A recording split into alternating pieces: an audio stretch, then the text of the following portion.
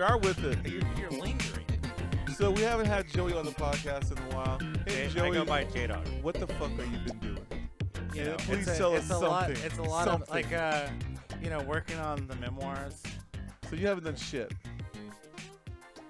The memoirs, You've been working on the memoirs since you were 13. and they're coming along, just nice. They're good. Oh man, are you still in the chapter about your grandma? Yeah, it's a long chapter. She's a strong woman. Anything else going on? They fire you from work yet? Not yet. That's what I like to hear. It's Positive a energy. day-to-day struggle. I sent you a job link today, just in case. Yeah, I'll put it on. I know. Just in case you're wondering. Somebody gave me this like cocktail drink, and then I realized it's non-alcoholic cocktails. Dark and spicy? It's a Yeah. mocktail? Yeah, I guess it's a mocktail. Now I'm just like offended. Isn't that just a fruit juice? It really is. I mean, I don't really know what the fuck it is. What the You can put the fuck? shit in a can. It's basically. I'd like to shout out Pete from Violet Crown. Thanks, Pete, for this shit. Mocktail in you? Yeah, the mock telling me it's a real prank on you. Fuck, man. It's Damn, embarrassing. A bartender giving me like a mocktail. I just took my Violet Crown hoodie off because it's hot as shit outside. Fucking- It is, dude. It's nice. You to got be the in there. hoodie? I got the hoodie. What the fuck, Pete? You didn't get the hoodie? He says you don't have any more double XLs. Fuck yeah, I went. They put that shit in an hour. I was there to go get one. He told me he had one. He's like, I got you, don't worry. So I get there and he's like, I don't know what happened. I was like, what the fuck does that mean? He told, you literally told me you had one. I get there, he's like, I don't know. The box is fucked up. What do you mean the box was fucked up? Like I legit like they put it up on social media. I was like, I Fucking don't want one of these T-shirts. Yeah. Ever. And I texted him. I was like, dude, hold me one. And he's like, yeah, I got you. And then I went over there and he's like, oh man, I know the box is fucked up. You know, Jesse put him all crazy in there. I was like, what? What? It's just a ginger ale, dude. What are you still drinking that? I'll drink it. I don't like it. You don't like it? Mocktail? Did you get a fucking hoodie from the fucking... No, I'm not a poser, dude. No, I'm sorry. I'm wearing that shit. You're there every fucking Anybody day. that wears that shit is a fucking piece of shit. You live there. Man, fuck Just them. joking. Aren't you A like... kid. Aren't you like working on designing one for him? I fell through. Okay. I like the hoodie. It's like just plain black and it just has the logo on the back. I haven't even gotten mine. He said they're gonna make some more. Jesse, I don't fucking know. You know Jesse. Mine's in my car. I actually Sorry. like Jesse, but fuck it, it's bullshit. Yeah, you know, it's like karate or some shit. Yeah, he's Kung Fu Jesse. All right. Dan's a cool motherfucker. Yep. All right, we're okay now. We're here. We're doing the show. We have a did it. guest. Robert Dean, you are a writer. You are a... Philanthropist? I don't know how to put this. An essayist. Essayist? You are... A journalist. I want to say you do a blog for a comedy website. Yep. You're also involved in comedy?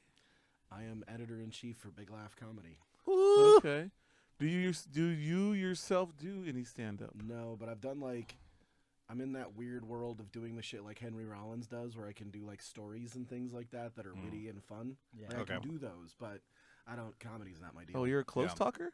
Yeah, I mean, I'm Okay. right up on you. So, That's what I like to see. Yeah. Bro. so Bro. yeah, I've done all that, but I know comedy is. I can make my stories have jokes to them, but Okay. stand-up's a whole fucking thing that just. So, how did you get into this realm of comedy? From that? When COVID was popping off, like Austin was doing shows and Brandon was doing the. Brandon was the first person to book Rogan in town, and like my friend Trevor Cavalo had moved here from LA. He's another. I'm from Chicago. Is this Big Laugh? Yeah. Okay. So, So Brandon's For the like people at owner of home. Big Yeah. Laugh. Okay. so, Well, it was a small laugh at the time, but then it got yeah, big. it was like A more- chuckle. Yeah, the it's- chuckle. It's more like a spirited murmur. Yeah. He was involved when the With that goofy laugh. Yeah. You know, the one Yeah. that's falling down the mountain.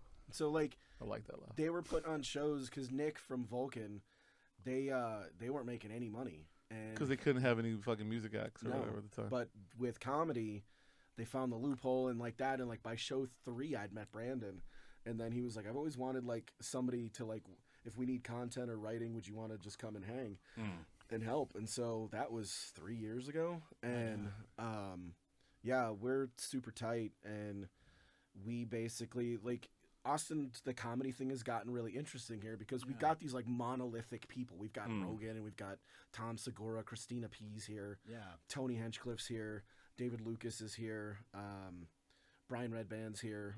They're all here. Duncan Trussell just moved here. They brought all Chappelle's the got. too. I think Chappelle's got a condo here. I don't know if that's true or not. Oh, damn. What else? Who else is coming here? Matt Rife just told me he moved here, and then I don't know if Theo Vaughn's moving here or not, but I've heard that he was thinking about it. I could see him being here. He moved to Nashville when they bailed on, because he moved to Nashville, and then Joey Diaz moved to back to Jersey. Yeah, back to his hometown, so they did all that, but we were the ones who are booking shows. Like we booked all of them. Yeah. And so like now Rogan's opening his club. That's going to be on 6. It's going to be the Mothership. I think it's going to be open in like the end of the month. Is that going to be the Ritz? Is the Ritz? That's what I heard. Yeah. What's cool about it is Joe, what he's doing is he doesn't need the money. So it's a labor of love for him. He's comedians first. So they're going to do it like the Comedy Store. The door guys are comics, and they basically, there's like a hierarchy system to this because they get to watch comedy all night. Yeah. And so they're doing that, and then Rogan's going to be right here. Then in between that will be Sunset Strip. Sunset Strip used to be over on, what was it? It was like the 4th Street or something like that. It was downtown. Yeah, I'm not it was sure downtown exactly on the 4th. And my friends, rest in peace, Adam Hartle and Anthony, were the ones, Hashim, Adam and Anthony owned it, and then they bought the old parish. So that's for the next 7 years going to be the Sunset Strip. Oh, shit. And then Vulcan's right there, and then around the corner is Creek and the Cave.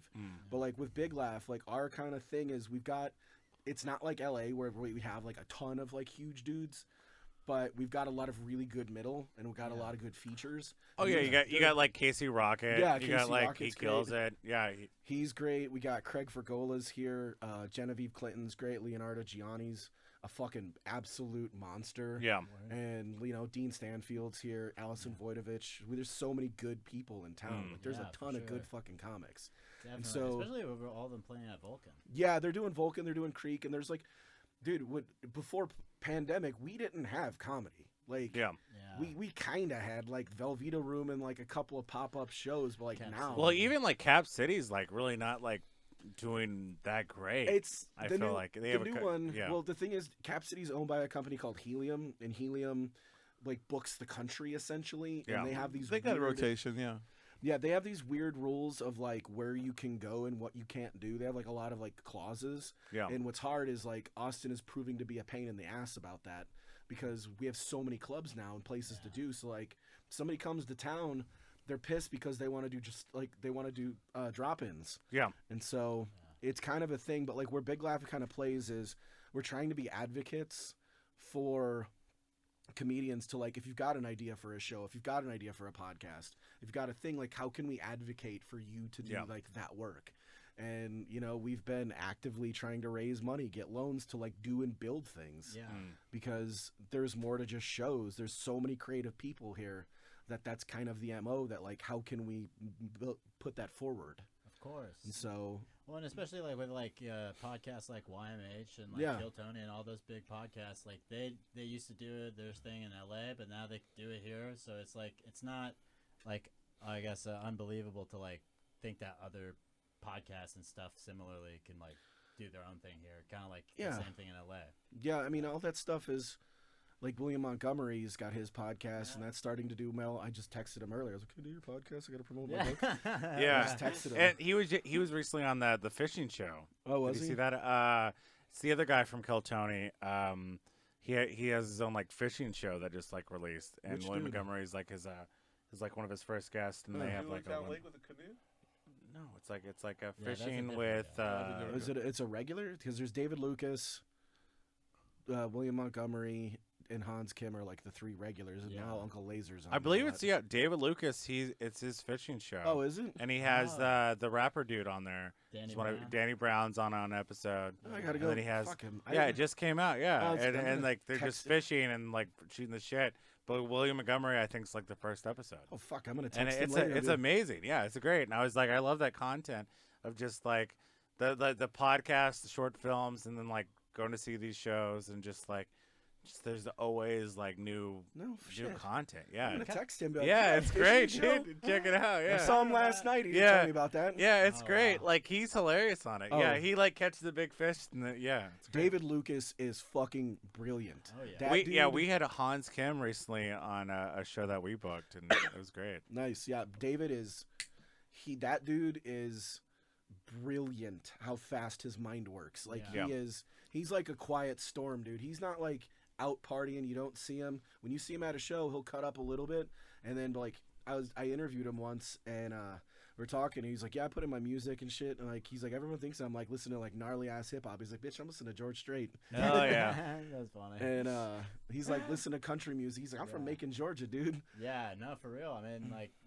like I feel like people like that just kind of like focus on their career, like, like obviously he's like trying to like not party and shit like that. Yeah, I mean, we had talked for a while when I interviewed him for Hussy magazine, and we were talking like who his influences are. He's influenced like by like Fred Sanford and that kind of shit, and like really? I mean Red Fox, yeah, and like Eddie Murphy and that stuff. Like he's a great roaster. He's a great roaster. Yeah, trust. Like I said, when you hang with him, his mind is just fascinating. How fast he is. Yeah, David is fucking. He just sold out a show. I forget where it's at. It was in California. Like, it was California. Yeah, like I think it was like the Improv. It was a theater. Yeah, oh, wow. and just sold it out. And it's like these shows in Austin. These like comedians now they're touring and selling out shows throughout the country. Like that's what the crazy thing about the Austin. Kill Tony thing. The Kill Tony like movement. But yeah, I saw all those dudes last night, and Hans like just did like a sold out thing in like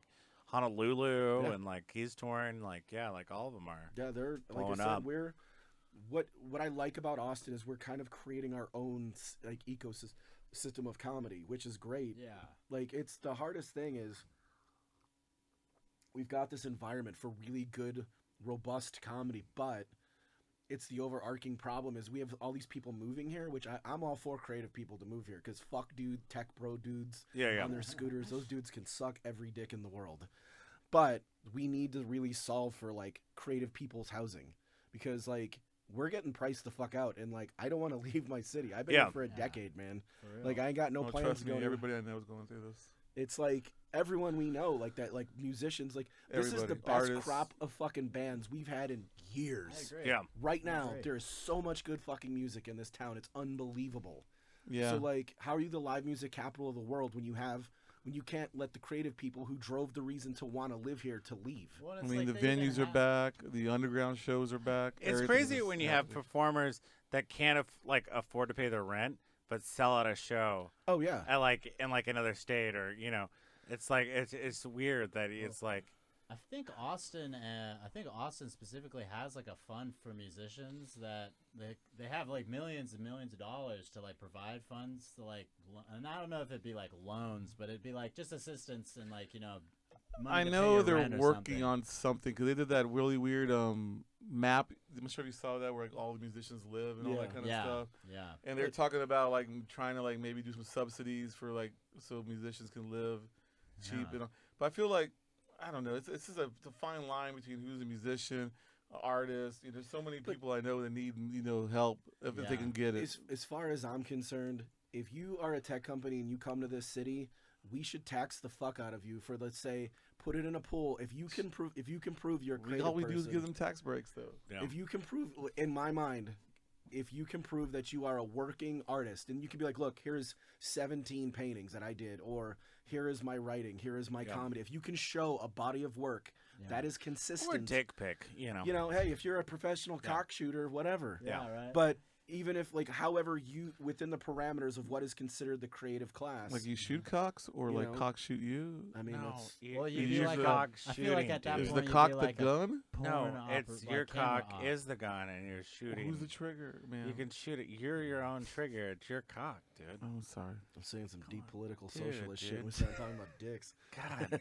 why do you always have to bring it to this, dude? Well, I didn't understand the cock shooter.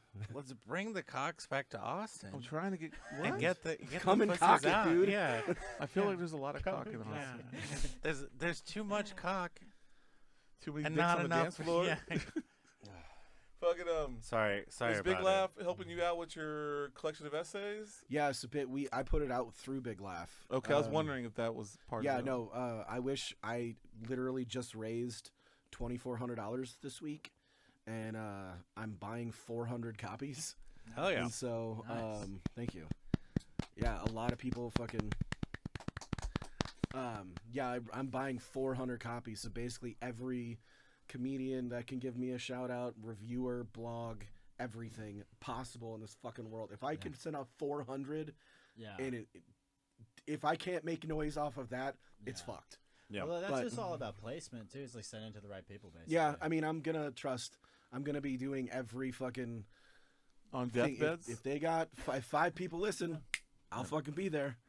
Well, you picked the right podcast. Yeah. Boston Culture Club. Yeah. No, I'm super stoked to be here. Cultural. But We're cultural. We're cultural. I wanted to do the book with Big Laugh because it got to the point of where people take money from like a publisher deal usually sucks. If you're like like my last book, I have a book called The Red Seven that I put out with Necro Publications, and Dave, the guy who ran it, he had the print for like 35 years and he died during COVID. Damn. And so yeah, he was a great fucking dude. He died. He get fucking every health problem in the world beat him, and he gets in a car accident. Some Whoa. fucking Damn. drunk white bitch hits him, Oh, and shit. so that sucked. But with Big Laugh, I just like I got really tired of like people. I'm like, why do I have to like beg you to look at my resume? Like I've been in a lot of I've been viral twice. Like, Yeah. can we just like I've interviewed Barack Obama. Like I can write, Yeah. and I got tired of like. Proving yourself. It wasn't about proving. I just got really frustrated with like I would say proving, but also having arguments about like why does my point of view matter and stuff like that. Yeah. Because I mean, like I'm the straight white guy, so it's getting to be like that. Yeah. The who you And- know, not the what you know. Yeah, and it's all that kind of shit. And I'm like, all right. And I went to Brandon. And I was like, dude, can we just do this? Because we'd always talked about like being a brand that was whatever felt right. Like there was no Yeah. rules on what Big Laugh can be. Of course. And so he was like, fuck it, let's just do it. And so they paid. It's not like some slapped together thing. It was Matthew Rivera, who's one of the best fucking cover artists in independent publishing, did the cover. It was laid out by Lori Michelle, who's like from Perpetual Motion Machine Press down in San Antonio. Like it is every Dope. step of the way.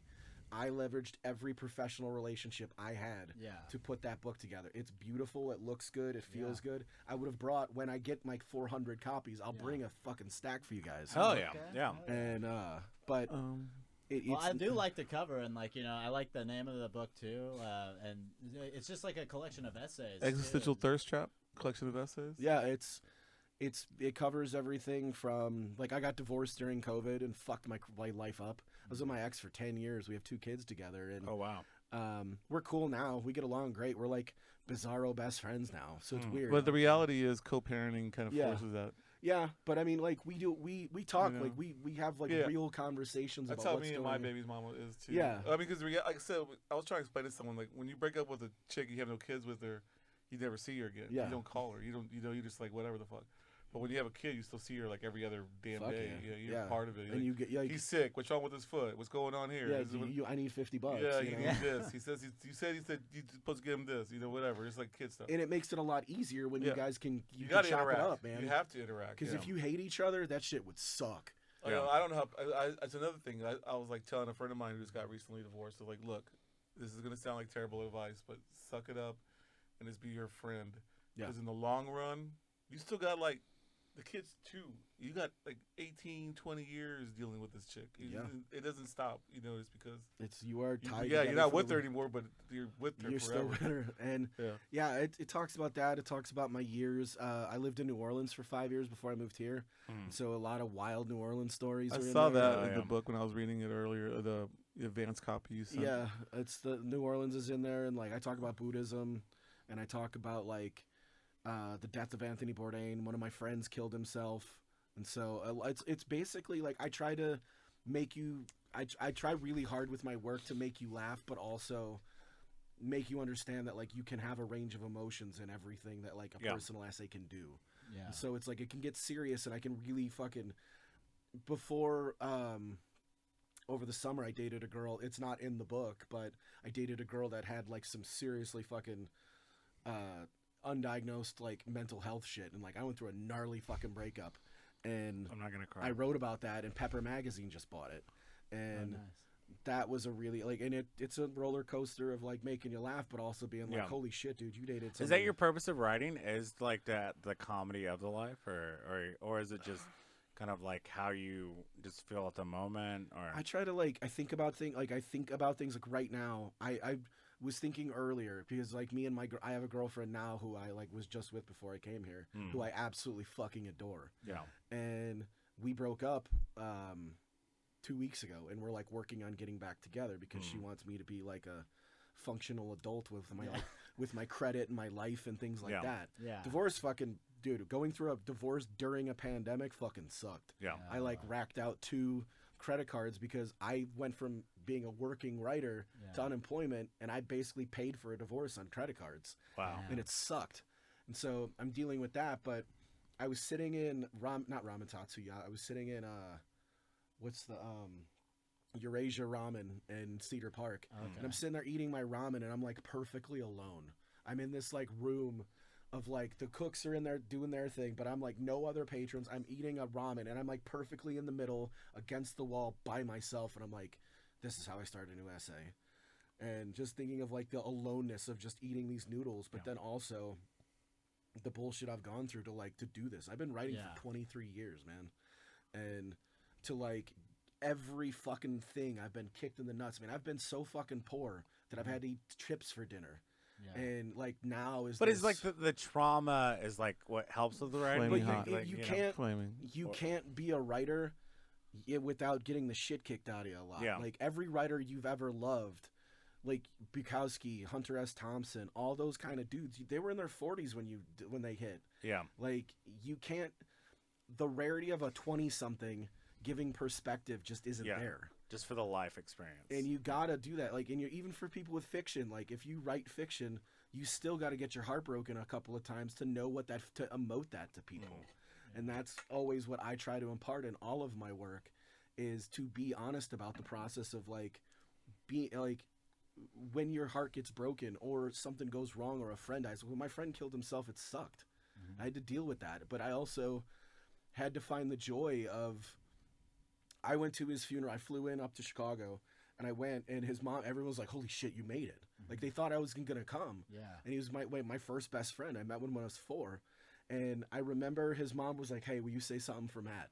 And I was like, I got you. And I like, we partied out, like, because we're from a neighborhood called Canaryville, and we're like, it's 100% Irish. It's like fucking, you're either a cop, a criminal, or a bricklayer. Like, I'm the only writer from the neighborhood. I'm known as like the writer. Yeah. And like, oh, you're Bobby's kid. You're the fucking writer. Yeah, that's cool, man. I heard you went to fucking Australia. And I'm like, yeah. And they're like, that's fucking sick, dude. And they're like, no one else in town. And they're always like, yeah, because they just root for you because you're from the hood. Of course. And so like when Matt died, we were all in the parking lot just partying hard.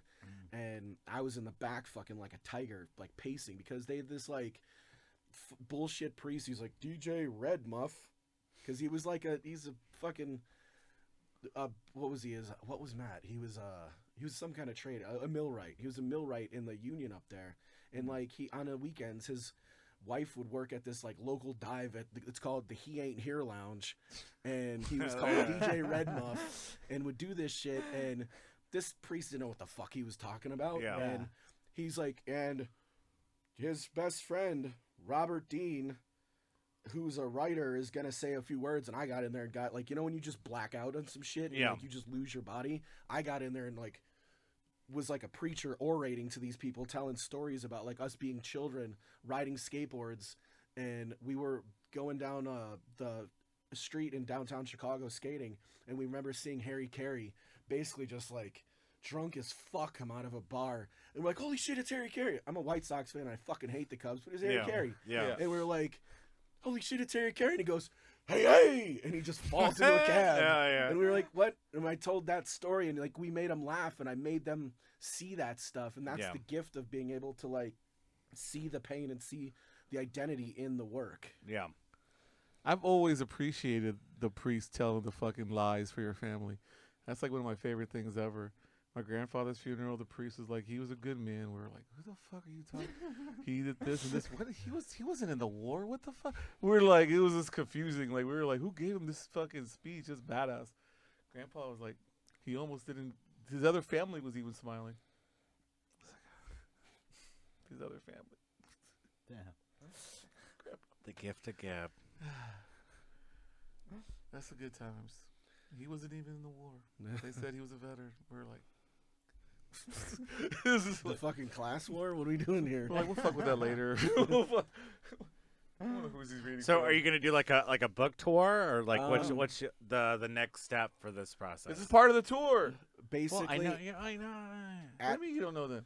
at this point right now, where I'm at with it is I got those 400 copies. I'm sending them to literally every fucking newspaper, every relationship I have, like even if it's paper thin, I'm like, yo, can you hook me up with that Yeah.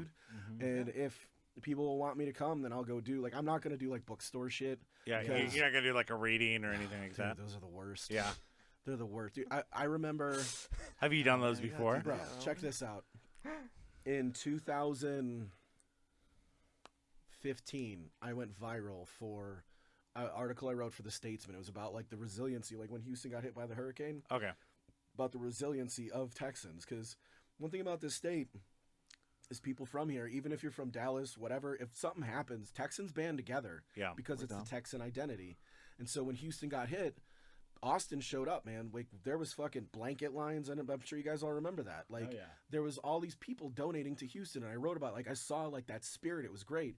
So people all over the that shit got shared like 4 million times, Yeah. and everyone was like, "That's so fucking sick." I was like, "Dude, this is awesome." And and at that time, I had a really good relationship with the Statesman. It was before they were sold to Sinclair. Yeah. Or no, Sinclair owned them, and then before they were sold to whoever owns them now. The people who own them now Cox? are, huh? Was Cox sold him now? No, Sinclair owned them, and then now the company who owns them is basically, they do a hatchet job on pretty much every newsroom, so they burn them down Yeah. to like the bare minimum. Because at that time, I thought I was gonna get a column with the Statesman. Yeah. I was fucking like Stoked. it was feeling like that was gonna happen, and I was so Yeah. stoked. But I'd done a couple of pieces for the Statesman at that time that fucking just banged. I wrote the article on Christmas for them, and so I did a lot of really cool stuff. And then I went to me and my friend Lucas Mangum. I'll never fucking forget this. I literally just had something that was read 4 million times, shared around the world. We did a reading at Austin Public Library on Cesar Chavez. One fucking person showed up. What? One person showed up. Well, What'd that's not they your say? fault. What'd they say? That's a really tough library. Yeah, a lot of people were like, dude, we don't really. I've gone It to is a tough some library. big readings and things like that, but I live in that neighborhood. People don't take their kids there. We'd rather just drive to a further library. Yeah, I mean, I remember when the understand. whole parking Well, lot it was was just, like, all tents and homeless. shit? for a Yeah, that's long my time. team. Yeah. Yeah. That's my Well, squad. I know those guys. Yeah. Plus, I feel like with like book readings, you got to be like international thought book. it- like, I mean, author, when like, Malvern was level. around, we did some readings that were Yes. great. I did a reading Okay. with this dude, Gabino Iglesias, who's a writer here. He's got a great book. Yeah, got the owner everything passed is- away. Yeah. He's got a lot of really good books. Gabino is a great writer. So he and I had done some stuff together, and I've done stuff at radio with Andrew Hilbert and Max Booth. We've done stuff, and then there was one called One Page Salon, like, with Owen Edgerton. Like, there were cool readings that I would do, Yeah. but I hate the idea of like planning something and nobody showing up. Yeah. Yeah. Oh, yeah. That sucks. Because I mean, generally I can do this. I can get up there and put on A lot of the interview stuff, like if like a celebrity or book signing, they have like the Austin Statesman like writer come in. But I feel and really just bad. That's a interview really and tough stuff. library for people to go to because it's just like it's I- kind of like a. And I feel I know people who work at that library, and it's just like a wasteland. They really Yeah. wanted to make it a normal library, and they really bust their ass to do it. It's just Yeah, that's where I got my. but that's weed. the homeless. That's the homeless camp library. You know? Yeah. I'm They're all gonna- in there. So, I mean, I don't blame them either for staying warm in that library or whatever. Right. Air Like, conditioned. It's just like a fucking like nightmare. I said, I'm gonna do as much media and everything as I possibly can, and hopefully some of these, relationships I have help me to get on the podcast that we all want to be on. Yeah. Oh, And like I said, if I can smell out 400 fucking books, and I don't get to do some of these things, then I'm gonna be like, well, I'm just gonna jump off a bridge. Just avenge my fucking death. Just keep moving. As long as we can film it. Yeah, Oh, fuck yeah, it. Let's yeah. make content out Yeah. of it. It's 2023. He went viral twice before. Now he's going if viral you want to again. jump up a bridge, we'll sell that book for you. That'll go pretty You viral. know? Yeah, it'll go viral. Yeah, You fuck know, it, we'll get- suicide. Oh, we could have like one of those shows on the bridge, and then like he'll jump off the What bridge. about and morning show. talk shows? On top of the Have you ever bridge. been? Have you ever done that circuit? I Those are will. fun. I one of my friends was like, "Yeah, I'm gonna try to get you on one of the Austin ones." I'm like, one of the chicks. We are Austin. Yeah. Yeah, one of the chicks on one of those shows fucking hates me. So Yeah. she probably doesn't remember me, but A lot of women hate us. We understand. she like she's beautiful, and like all these thirsty dudes were always like commenting on her stuff, and like I said something. I was like, "Get your army of fucking thirsty guys to like." To do something, and she's like, "You're just as bad as them," and then she blocked me, and I'm like, "It's probably not a move considering that like I write for like I've got a piece with the Chronicle coming out in like a couple. I was like Statesman and a Culture Clash. I'm like, shit. I'm kind of a working journalist in town. This is probably not the best move. I apologize, but I was blocked. With your writing, do you ever like get your foot like put in your mouth? You think like with some of your like writing styles, like kind of like people kind of self judge your writing based on. I mean, I don't care. You don't care. No. How many people write for Big Laugh? Me. You're the only one? I mean, well, Allie will write, Allison Voidovich will write, and then our girl Sarah, she's our she was an intern. I don't know what she's doing. She's got an official title at this point, but she's writing too. Mm-hmm. But if it's like a big think piece, it's I saw you were writing op-eds, but I know you're the editor people take also. comedy really serious. Like everybody's so offended by comedy these days. dude, people. So and even with like your writing, I feel like people like maybe get a little offended. No, by it. generally not, because the difference, like I'll have a hard, like I'll make some hot takes, you know. Yeah. I talked about fucking on my Facebook yesterday. I wrote about like how fucking annoying people, like that one guy with one tattoo's like, I need to go get some ink therapy, man. I'm like, oh, fuck yourself. Yeah. Like there's nothing worse than when you're sitting at the bar and somebody's like, man, I just love sitting in a tattoo chair, and I'm like, you like to get choked when you fuck. Tattoos fucking hurt, dude. Oh, I Tattoos do like hurt. that though. Even just like the association with Rogan and just the comedy scene in here in general is like I feel like people are always biased because like recently I've been like kind of like doing like comedy show stuff and people get easily offended, walk They out, can go fuck send themselves. emails, and it's just like recently somebody was like, I feel like you're judging us and you don't like appeal to minorities. This is a white guy, and the comedy had two like gay men, two ethnic guys. It sounds terrible saying it like this, but it's just Why like you counting, fool? But You're you with know, two we're brown counting, dudes, we're cool. but it's just like and like trans people, and it's like you're offended by a joke so Dude. easily, and then you're gonna email and you're gonna post about it and make this big ordeal. But it's a comedy show or it's like comedy writing. So why, like, I'm just like pointing out this point I of also view. think this is that I feel America like- that we live in, though, man. Every This is the single reality. person that's like that can go fuck themselves with the LA Raiders. Go fuck yourself. If you can't laugh, I just think it's just the I'm reality down of with our the Las times, Vegas though. Raiders. Everyone wants to throw their 2 pennies in and have their opinion and stuff. there is no greater offender of everything than a middle-aged white woman at this point. Everything fucking offends So them. with your writing, do you get a lot of backlash? Do you get a lot of like I get not really with like my opinions on things. It's more my politics that get me into trouble because Republicans fucking hate me. yeah. But like I just turned down. Any confrontations? Not. I got doxxed once. That was wild. Oh, okay. Because I was that's like weird. pro kneeling, and this dude was like, "You fucking un-American piece of shit," and I'm like, "Fuck you, dude." I'm like, "You're not a black dude. You're a fucking guy that lives in fucking Waco. Go fuck yourself." And Beautiful city. you know, It's a nice fucking. town. Lake Waco is so Do beautiful. you lose? You think you lose jobs or opportunities because of your writing? No, I mean I lose them because of my resume. Yeah. It's not. I'm at this really weird place where like, because I'm constantly hustling for work. I'm a Yeah. working writer. Yeah. But at this point, it's like I've written for USA Today, and I was on Texas Standard. I was on United Shades of America with Camus Bell. I did all that stuff, and like I've got a resume of like I'm Mike Fatherly, Forbes. I've got the Statesman, the Chronicle. I'm doing a piece for the Houston Chronicle. I'm working on something hopefully for. I just pitched Vice again. I've been trying to get Vice for years. Nice. And I've done all that, but I'm at this weird place because I've done like corporate work too, where I've written. I'm not going to tell you those on air. Yeah. But I've done a bunch of that shit too, and like people look at it and they're like, yeah, I'm not hiring him because he's gonna. But try how to are you? take How our are your fucking job." standards on like you're writing on companies that you really don't like, but you'll. Oh no, But it helps with that because like even Vice like these days, you know, like one of the founders of Vice was Gavin like McInnes. the yeah, he's like the Proud Boy dude. Yeah, I And mean, so does that like? But he's from Canada, man. But it was like I But feel he's like not it was Vice. like you yeah. know, I'm supposed to get But I'm Canada saying, does style. that like You know, like Vice is still one of those like there's bylines that like I really want. Like I want Vice. I wanted Playboy. But Yeah. Playboy doesn't exist anymore. I want Esquire. Yeah. I want Vanity Fair. Yeah. I want the New Yorker. Like, I want mean, those. classic, like, you know, like the classic stuff when you're like, I'm not growing up, but Have you like, ever? I always loved it. This is maybe a little out of left field. Maybe Boys World. consider like maybe writing for TV. I've done some TV stuff. It's just I had a TV production deal the before. writing room, I guess. No, I don't want to do any of that. But I've written scripts that were submitted to Hollywood before COVID. I had a TV production deal, and I was signed to a production company that was going to shop. I've been signed twice actually to do TV because they wanted to do this like Anthony Bourdain style thing because you can pretty much drop me I can make friends with anybody and Yeah. I'm down to do pretty much anything, you know, within reason. But I'm down to like I can connect with people and do that. And so a lot of people that in that world were like, "Yeah, you should probably do that," and it was cool.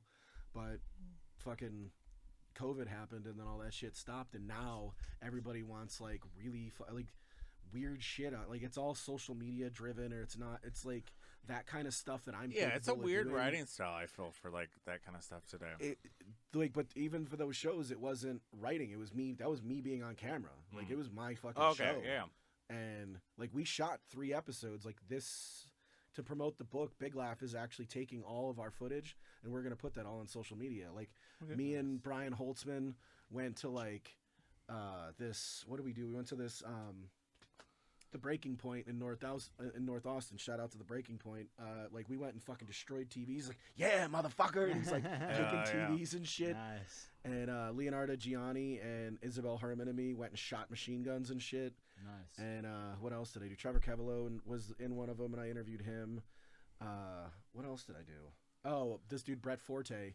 He's a comic from Canada, and we went.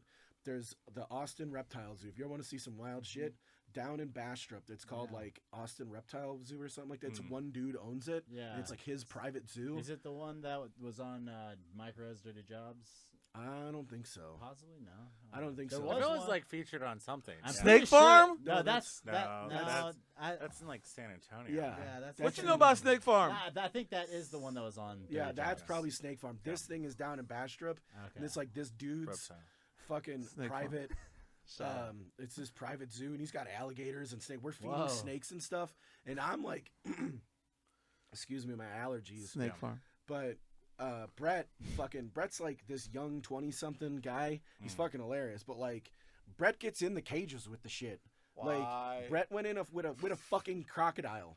Like, we have it all. Like, and he's like, because he's batting the ground. He goes, the dude's in there feeding a fucking crocodile. He's in the moat, Jeez. dude. Is this filmed? Oh yeah, we have all this. And Nice. I'm Fuck standing that. there, and he was like, "Oh no!" He goes, "Don't do that." He goes, "Oh no, what are we doing?" He goes, "Run!" And fucking the crocodile comes out. This is a comedian in there, and I'm Yeah. on the outside being like, "I got kids, dude. I'm not dying Yeah. for this." And so we have all that. We have us shooting guns. We go into this dude Jay who used to live in town. He had all these like wild serial killer collections, and fucking Brett's in there, and he's like, "Here's a human skull," and he's like, "What?" Whoa, what the? And so we have all that stuff that we shot for TV, and we're gonna cut all of it up and put it on social media. Kind of makes me think of like mini this thing. episodes. It's kind of like a special that it's not a comedy special, but like Dean Allen Stanfield, he's done like a couple things. Yeah. Like he did. I don't remember the title, but it was Snake like Farm? they rode bulls. Yeah, for I one was- of the episodes. Yeah, my friend Gary Foss shot that. Oh, and, okay, word.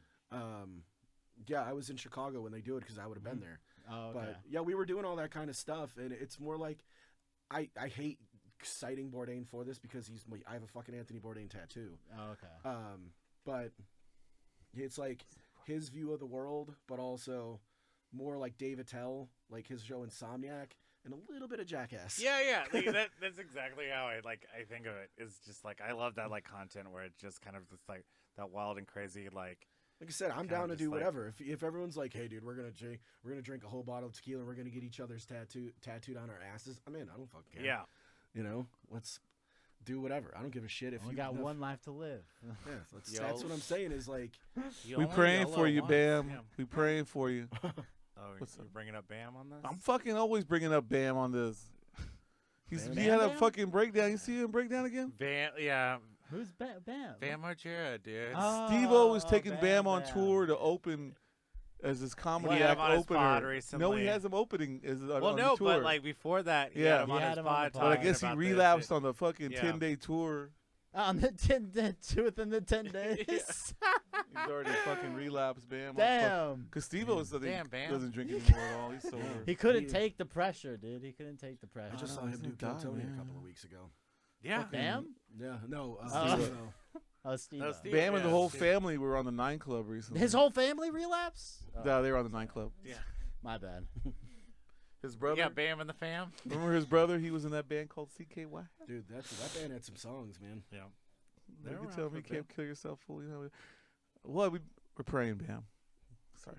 So, how do you see the future of Austin comedy? You think it's going to progress even more? The or you fuck's think the it's going future to of Austin downfall? comedy? What the That's what fuck? I want to know. I want to Okay, know the well, my future of Austin comedy. I think that- Like, because you're writing about the it. fuck's so the I feel future like of Austin you're kind comedy? of almost a documentarian in the Oh, scene, and then like touche, now you're touche. like for Big Laughs, it's like what is Big Laughs? It's like a comedy collective group, like we're a writing. we're a production production company, company. but we do obviously my book. We book shows.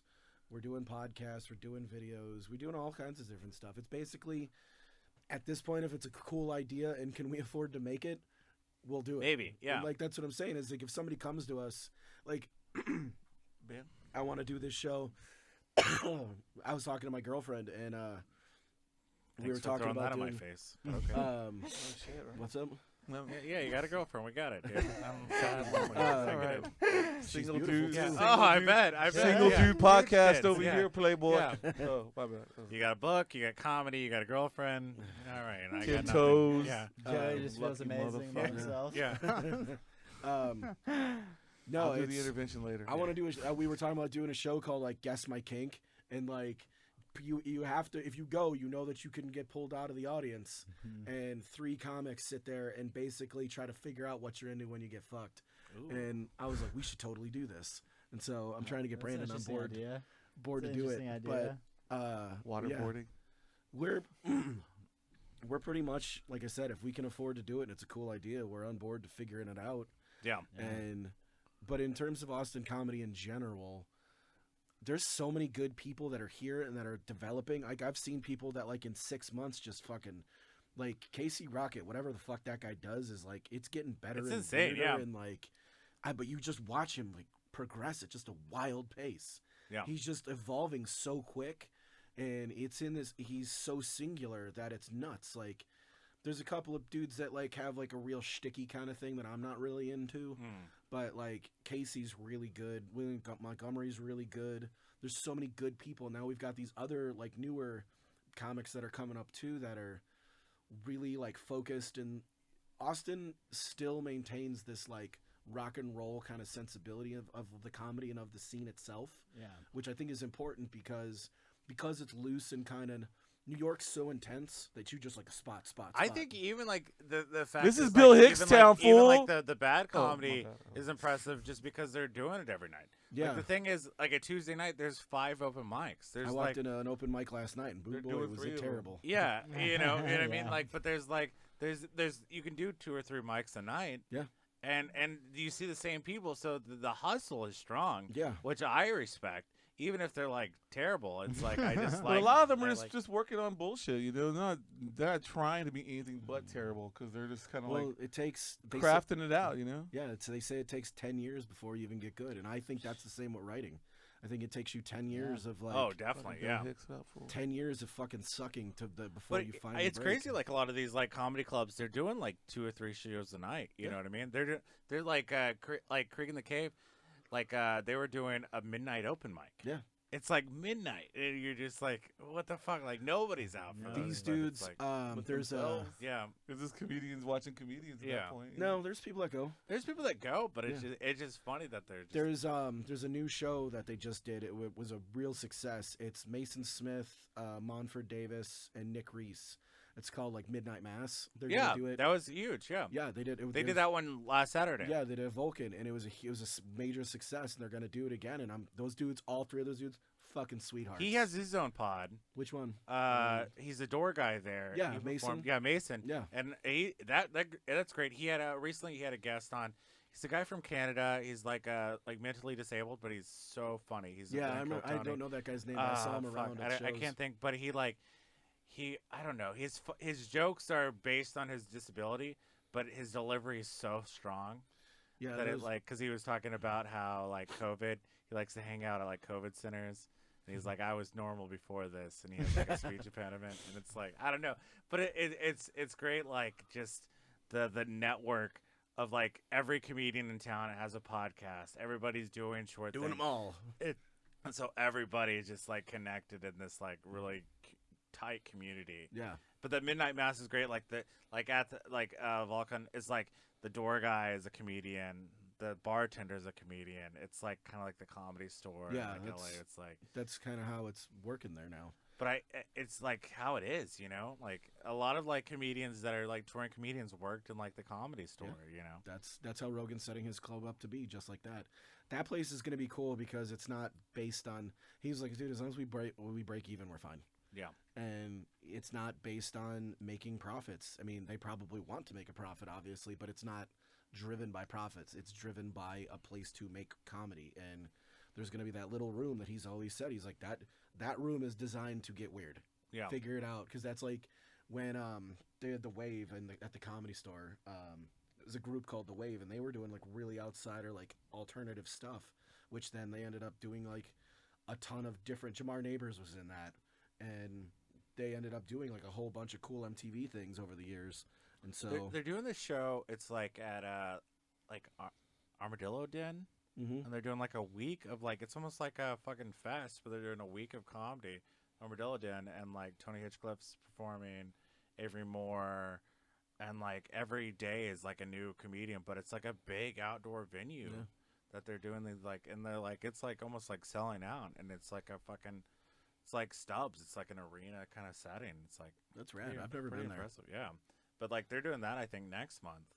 But they're doing like more of this like comedy fest type atmosphere where it's like more of like a big show. But it's called like something in the van. It's called like Tour in the Van or something. But you have to look it up.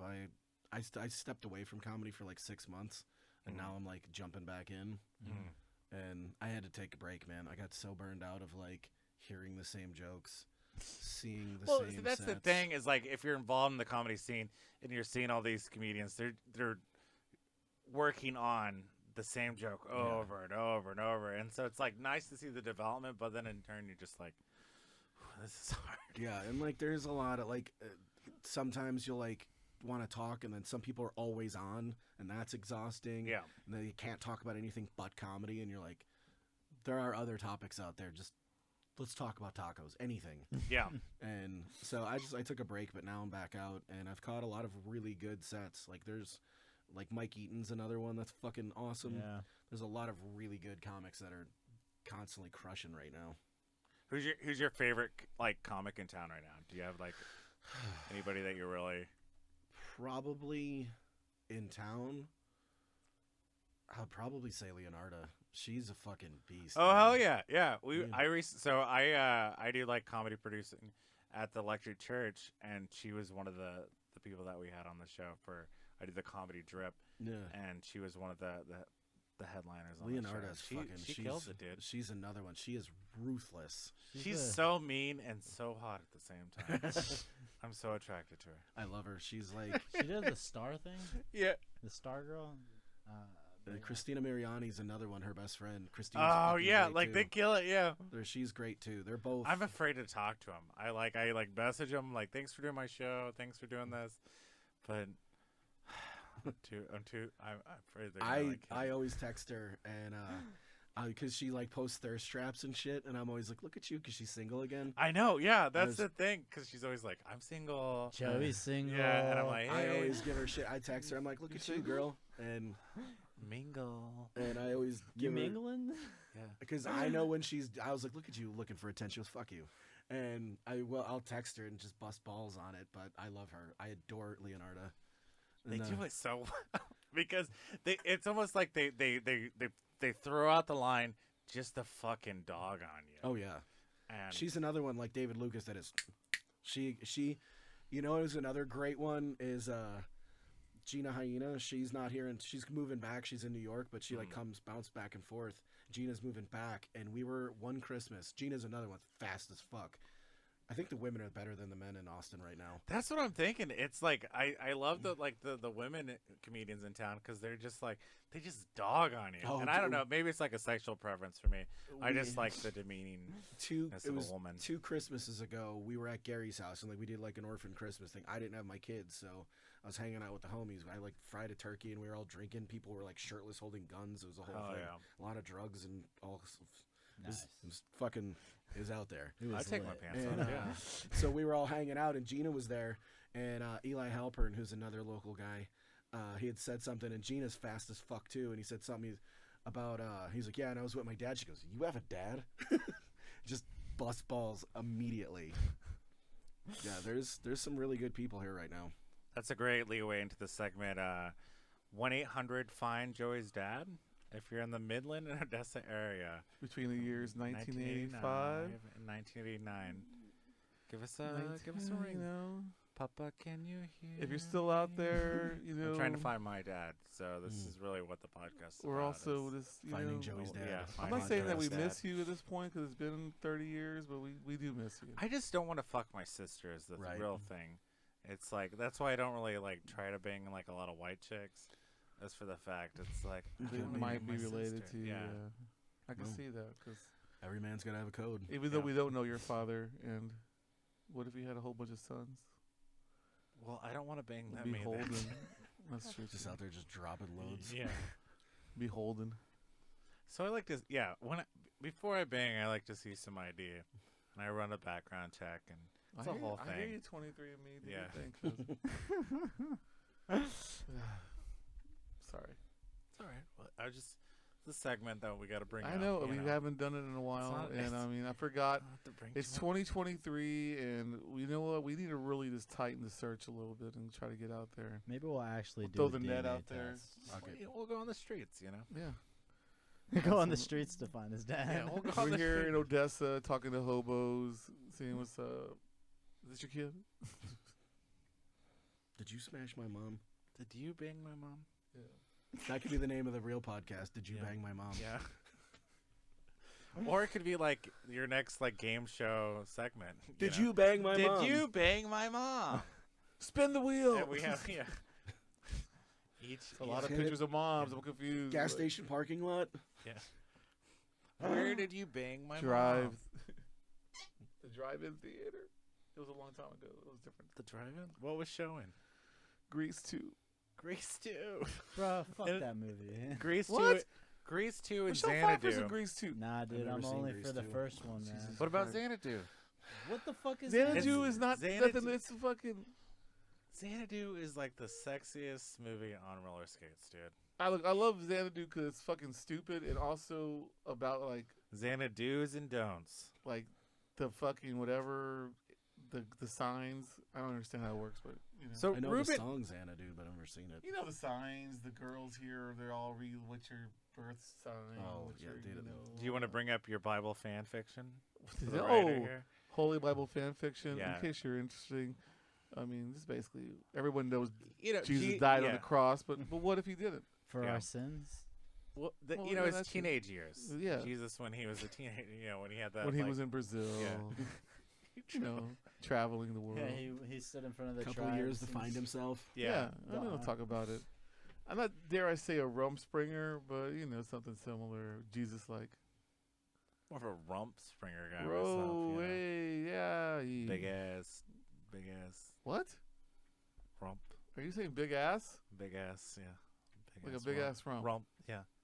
Like a rump roast. No. Big ass comedy. Okay, big ass comedy heard. Yeah, big ass comedy. That's good. Is there anything you want to shout out? Where can we find you? Where it's You What's can find the- me, Talk about the book. Yeah, please pre-order Existential Thirst Trap. It is available for pre-order on Barnes & Noble. You can get it on Thrift Books. Is the link right here? Where's the link? I think it's like right. What are you pointing here. at? There's a link in the right description. Down below. Right there is the It's link. like, yeah. please buy my book. Green screen. Yeah, Existential Thirst Trap is available on Barnes & Noble right now. The Kindle's available on Amazon, and I'm waiting for the Amazon link to populate. It just hasn't from the distributor. Yeah. Eventually it'll be on Amazon, but and it'll probably be for sale at when I get copies, I have to go drop one off at Book People, and because they have to read it Yeah.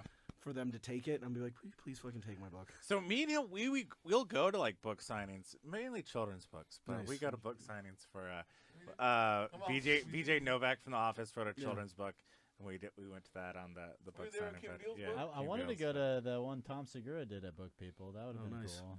He was like signing books outside the front. And so, I don't know why he didn't like do a portion of the book reading inside. I'm sure or he was. something. Yeah, no, he he's just did like a stand-up. He's sign- probably yeah. just like, I don't want to do Every this. once in a while, I like when they do the interview. Yeah. You ever see that one? I don't know. You do like a sit down interview. Yeah. That'd be It's like, cool. At Book People, it's like. Was I'm it- yeah, here through, like, with their, the like, blah, social blah, media and blah, stuff. and blah blah blah blah. And I don't know. Yeah, but it's available.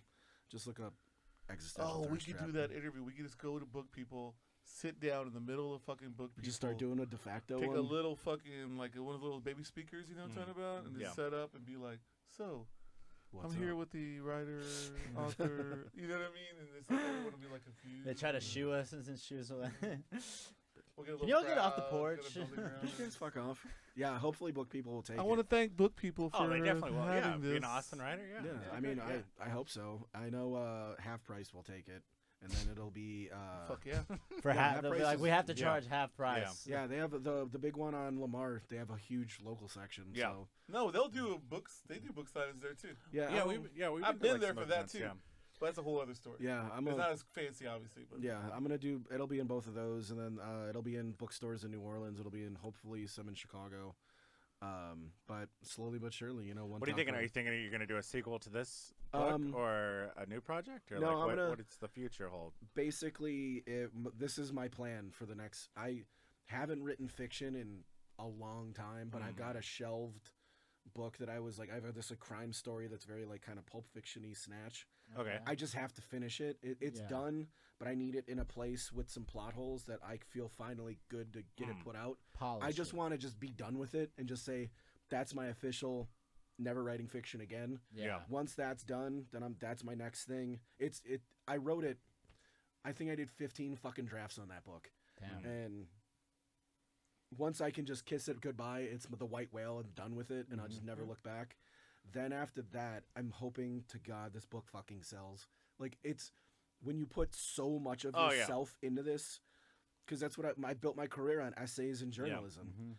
And I've been to the border and the Rio Grande where I watched fucking straight up dudes like Russell Mexican guys into the ground and shit. Yeah. I've seen some gnarly shit on some of these stories. Yeah. And I put so much of my heart into this book that I really, really hope that people buy it, because if they do, the next book that's going to follow, I would really like to just be on the road for a while, and I want to do travel In the essays. process of like a new. Yeah, I like want a to do new- travel essays, and I've got a couple for like just a straight essay collection. Amazing. So like, yeah. my goal for the next, if this book sells, my goal is to have a new book out for the next every year and a half for the foreseeable future. But Nice. I wrote a piece on Chicago that Pepper took. I've got this thing that I wrote on an ex-girlfriend that Pepper took, and I've got a couple of like magazine pieces and things like that.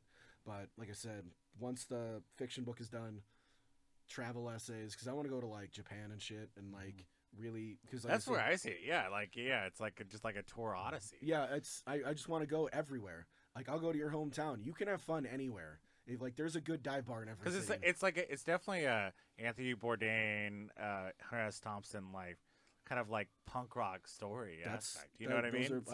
There's my yeah. Hunter Thompson tattoo. So that's like what I There's really my like Bourdain see it. tattoo. And so it's Nice. like it works well as like you could do like a travel show, or you could do a lot with it, or a TV show. But yeah, like the writing really like sells itself. We're just like the experience. Yeah, and that's the goal, is to do that. So like, I'm gonna simultaneously like write the travel essays, but then like write the essays themselves. So like, I know the titles, and I'm not saying them out loud because I don't want people to steal them. Because Existential Thirst Trap's a good title. Yeah, that's great. Yeah. And I didn't tell people that title for fucking years. I'm like, I know what it's going to be called, but I would never say it publicly because I didn't want somebody to steal it. Now it's copyrighted, so go fuck yourself. Yeah, so now it's on you. Because, like, Anthony Bourdain's first book was Kitchen Confidential, which developed in his first show, right? Yeah, because it went Kitchen Confidential, then he had a cook store. And so it was like a mini-series, it was Cook School, and then that's how he got... Cook Store was on the Food Network. Then he went to Travel Channel and did No Reservations and No Reservations into Parts Unknown on CNN. And then before... And Layover. Yeah, he hated Layover that was fucking show. Yeah. But I think that was the in-between. But yeah, the reason why they did the Layover is because they were like in these spots where they had literal layovers, and they were like, we could probably make some extra. Because he more or less did that for his crew to make more money. Like, it wasn't for him. He was like, well, we're here, let's just shoot some content. But the idea was we call it run and gun, where like they just there's really no premise. It's just, we're going to figure this out for like a day. Yeah. But it helped his people, get more money in their pocket, and he was just like, yeah, whatever. I always wondered, like, if that was like a kind of a bastardization of his like writing and like his just persona is like those shows, because like I loved him so much, but I feel like he like had a lot of heartache with it too. Yeah, so it's like I feel like he's more of a writer than, because he really didn't like being on TV and like doing all that stuff. He liked being on TV. Like, he was a really complicated guy. Yeah. Because the more you get to know him, like, he was my hero. My heroes are always, like, from the jump. You can see me from the year 2000. It was always him and Henry Rollins. Yeah. Those were you can clearly see Yeah, why. they're great. Yeah, Henry Rollins is another great one. Yeah, those were always my dudes. I saw Bourdain speak in New Orleans in 2009. And, I was a diehard. And I was so hoping, like, in my book, I have a whole essay that I did with Cleaver and Blade, which is a big chef's clothing company. And Cleaver and Blade's we're going to do a promotion together to give away 10 copies of this book. Oh, wow. That's amazing. But I did this, like, I always had this thing with Bourdain that I always thought we would meet and we would, like, become best friends. I know everybody thinks that. Yeah. But it was like, for me, it wasn't about like, hey, I love you because you're on TV. It was like, I saw so much of myself in that. Like, when Roadrunner, that movie came out, that was like the documentary about his death. I bawled my eyes out. And I went and saw, everybody had to see that movie with me. Like, I saw it with my brother, my friends. Everyone's like, if we're going to go see it, I have to go see it. I saw that movie like 5 times in the movie theater. And I saw it with my mom. Me and my cousin and my mom, I was in Chicago. And I'd like, the next day, I saw it the opening night at the Music Box with my brother. And the next day I went and saw it with my mom. I was like, I need you to see this. Because my mom has anxiety and depression, and I do too. Yeah. And I write about it very freely in the book.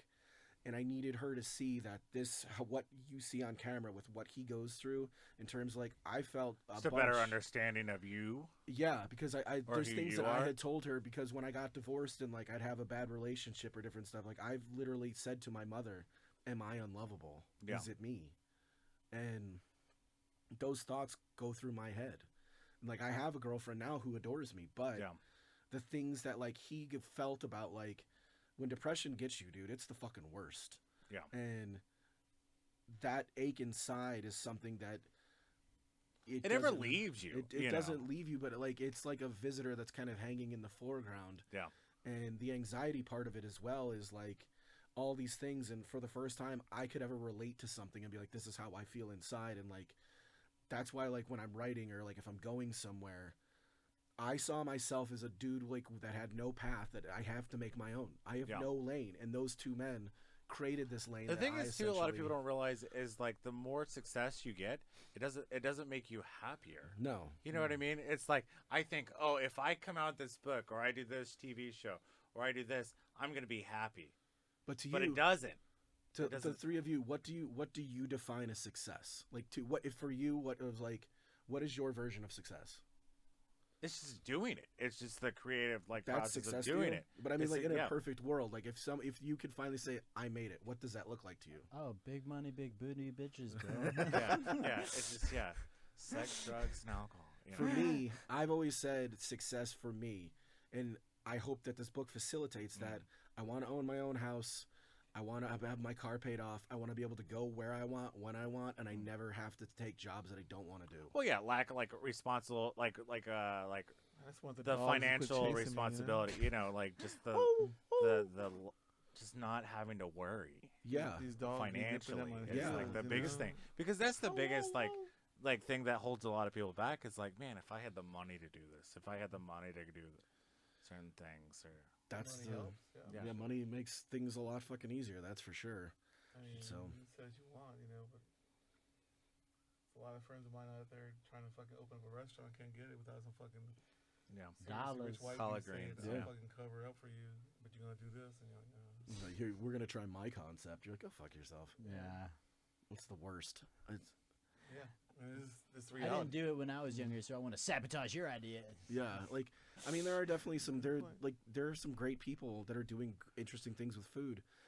I had done a podcast a couple of days ago where he was like, "What's better, Chicago or Austin?" I was like, "Chicago stands on its own, dude. It's fucking Chicago. Like it's a world. It's different, yeah. It's a world class.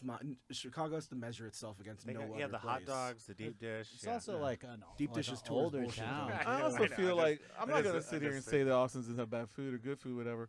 But I think if you think of Texas food, Houston is the fucking culinary city. I agree. Houston's got it all.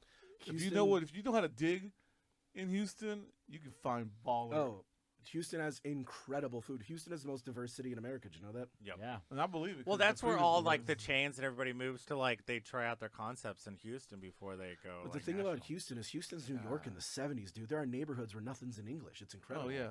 You can get this at. It's fucking crazy, There's a place in Houston. If you want a fucking banger ass burger, look up the M&M Grill. It's like a halal burger joint, and it's like it'll be like some punk rockers, some like totally fucking Muslim people, and like Houston ass like rapper dudes, and it's like this wild diverse crowd in this like little tucked away spot right near the medical district that's off the rails. And they've got Blood Brothers Barbecue in Houston. They've got I've had like the best Persian food. I've had the best fucking dude food Asian, in the Fifth Ward. I think sort of Asian fusion, fucking whatever the fuck. It's all there. El Salvador. Yeah, the Fifth Ward. There's a Jamaican place in the Fifth Ward that's fucking incredible. It's making me crazy. Making me Had hungry. to rep the blood. Yeah, blood, there's you said Blood Brother Burger. I was like, yeah, that's Blood in, blood out, dude. fucking life's a game, Carnal. I do enjoy the San Antonio. All the best restaurants are like in the back of a gas station or something. Yeah, dude, hell yeah. Fucking San Antonio mentality is my fucking favorite. Yeah, I mean, if you think about the hierarchy of Texas food, San Antonio has incredible Mexican food. The Valley has the best Mexican food, period. yeah. Well, and women. That's like even when I lived in LA for a little bit, like the best Mexican restaurant in my neighborhood was this place called Zacateca Market, and it was literally like a fucking convenience store that if you went up to one counter, there was like a dude and like a porch, and you'd be like, yo man, make me a burrito or like a quesadilla, like whatever meat you want, they got it, and they just fucking make it right there for you, and like that was the best. I love that. Yeah, you don't see places like that here. I'm like, filling they up don't my do it the same truck. way. Can I get to this real fast? Yeah.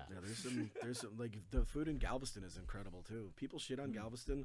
Galveston is like it'll be in bookstores. Do they still have that Schlitterbahn down there? Yeah, no, yeah, they do. They do. Okay. Speaking of Jamaica Beach, what? Galveston, Jamaica Beach. Galveston's the best, man. It gets a bad rap, and it's like if you know Galveston's this like place. Y'all been on East Beach too long. Y'all know the Jamaica Beach. Jamaica Beach is its own deal. South Padre. Yeah, it's funny. I love it. All right, we'll wrap it up. Who's got to wrap up? I don't want to wrap it up. You want to wrap it up? Not my. Oh, not penises. Sorry, y'all. Is there anything else you want to bring up before we end? Your Instagram or your links? You have any links? Yeah, you can find me on Instagram at literally Robert Dean. It's Literally. at literally Robert Dean. Literally Robert Dean. Where can we find your writings? You can find me. First and foremost, please buy Existential Thirst Trap. It's a pre-order now. It'll be out in May. Big Laugh. You can go to Big Laugh Comedy. You can see it. You can go to Mike. You can go to Fatherly. The best play, honestly, just follow me on social media because I'm always writing for somebody. Do you tweet? No, I quit Twitter years ago, Yeah. dude. I just got. Tweet is dead. It was like this like echo chamber of like really shitty people. Yeah. I just couldn't keep up with. It's just gross, man. Yeah. Come on, And Elon's got it now. I don't TikTok. I'm 41. I don't do that. You don't I'm like in two groups of Twitter that are fucking so stupid that I love. I think NBA basketball Twitter and Turner Classic Movie Twitter. Oh, and it's fucking just me and like Turner 55 Classic and 70-year-old women just talking about I fucking love movies. and Wendy's, right? Yeah, dude. Wendy's. Turner Classic Movies Twitter, don't Bro, knock it. my heart and soul, I can watch black and white movies all fucking day long. So with beautiful. like you ever seen the Sweet Smell of Success? Who's in that? It's Tony Curtis and it's Tony Curtis and who's the other dude? It's not Jack Lemmon. No, That's it'll come to me in a second. You're like in, yeah, something like Yeah, that. but look up the Sweet Smell of Success. It's a fucking newspaper columnist who's like really, really powerful, and Tony Curtis is like henchman, and so it's like his like wheelings and dealings about New York City, and it's like back alley. I love the old newspaper. I think that's on fucking Turner running Classic towns. right now, right? Obviously that's my shit, dude. And It's like it's so crazy how the newspapers like, because I'm a little older, so I was still like live when like all the main dudes were still writing for fucking columns, and like now it's just nothing. But dude, It's so crazy. I have a journalism degree. I'm a working journalist. Like my entire I wanted to write for the Chicago Sun-Times because Studs Terkel was there, and Mike Royko and all these like guys. It's fucking Yeah, it's insane. what classic happened to writers, all like that. news writers. I like that was my school. I wanted that so bad. Like there's a bar in Chicago called the Old Town Ale House, which is incredible. It's across the street from Second City. Around the corner. That's a well-known bar. Yeah, Yeah, for Bourdain did an writers, episode yeah. on it. And when I was in journalism school, you would go in there and be like Roger Ebert and stuff, because it's all filled with like all these drawings and stuff. Yeah. And every comedian, every writer, columnist, like I go in there now and I'm like, I'm in the club now. But like when I was in college, you'd be like, there's the editor for the Sun-Times. There's the guy from Channel 7. Yeah. There's Roger Ebert. And you're like, this is fucking crazy. Just have Chubb the whole time. Yeah. I miss that's something I do like miss is like how that world was like so powerful.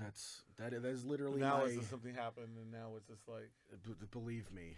TikTokers dancing. It's, we could do a whole separate podcast on me bitching about this, but anyway, please buy Existential Thirst Texas Trap. is about a ban TikTok. Whoa. Oh, sorry.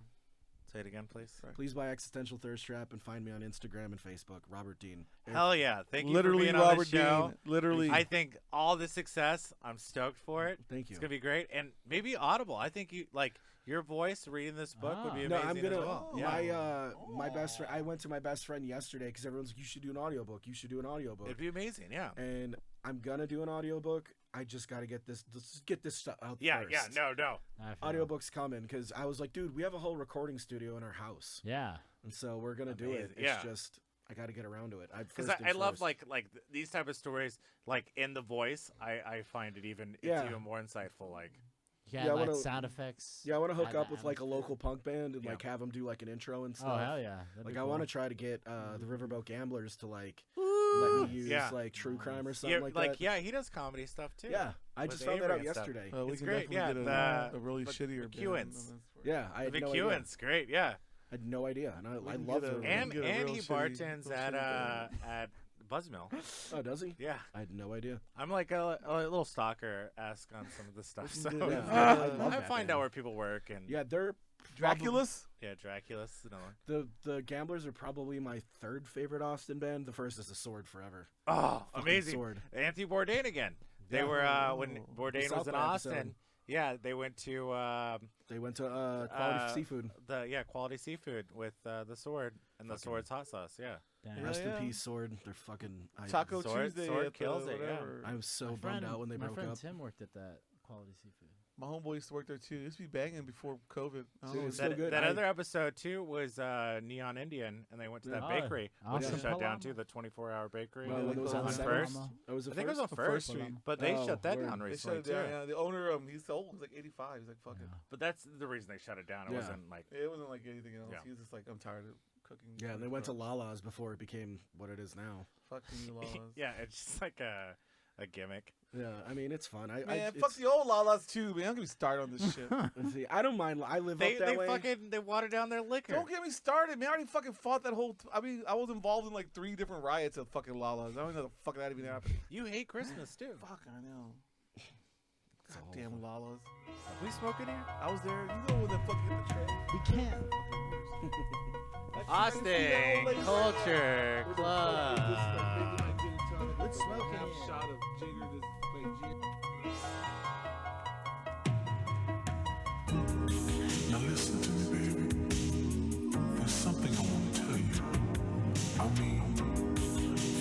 I give to you, darling, comes straight from my heart. Thank you for listening to the Austin Culture Club podcast. Find us on Spotify, Apple Podcasts, IG, and YouTube. Produced and edited by Julian Guevara.